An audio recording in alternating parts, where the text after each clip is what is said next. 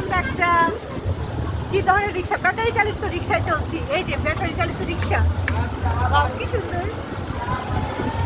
এখন আমরা বের হয়েছি কয়টায় বললাম, সেটা হলো আমরা প্রথমে শাহবাগ গেলাম, অনেক প্রায় কয় বছর পর, 2 বছর পর শাহবাগ গেলাম।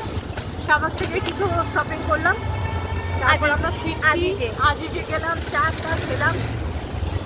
এখন আমরা ফিরছি। আজকে দিনটা হচ্ছে বৃহস্পতিবার, আজকে তারিখ হচ্ছে 5 ডিসেম্বর। কীভাবে সময় চলে যায়, এরপর তো 1 বছরই চলে যাবে, মানে বছরটাই শেষ হয়ে যাবে। তা বেশ ভালো একটা সময় কেটেছে আমাদের, মানে পুরোনো স্মৃতিগুলো রোমন্থন করেছি। এই জায়গা, সেই পুরোনো জায়গায় ফিরে যাচ্ছি।